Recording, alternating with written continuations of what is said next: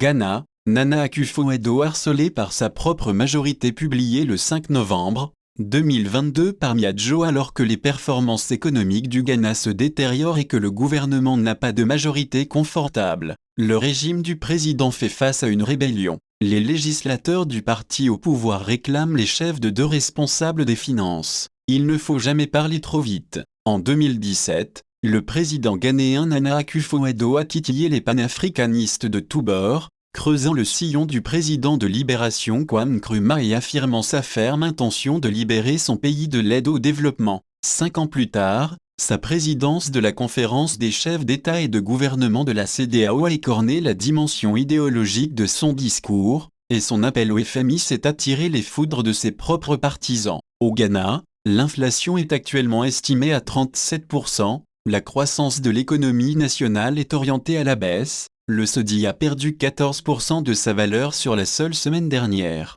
La crise ukrainienne étend ses conséquences économiques délétères et le Parlement ghanéen est sur le point de commencer à débattre d'un budget 2023 qui ressemble à un casse-tête. Non seulement le Parlement est également divisé entre le nouveau parti patriotique, NPP, d'Akufo-Addo et le Congrès national démocratique, NDC, de l'opposition, mais les coups ne viennent plus exclusivement des rivaux du président. Calcul politique ou sincérité? Le 25 octobre, lorsque le chef des parlementaires du NDC a déposé une pétition pour destituer le ministre des Finances Ken Ofori-Atta, 80 des 137 élus du parti au pouvoir ont menacé de boycotter la session budgétaire si le dit membre du gouvernement et son adjoint, Charles Adjuboahan, n'a pas démissionné ou n'a pas été démis de ses fonctions. Ces membres du groupe de la majorité parlementaire ont même prévenu qu'ils ne pourraient participer à aucune activité gouvernementale. Selon Ndi Apiakubi, le porte-parole de la faction majoritaire, le ministre des Finances décourage le secteur financier.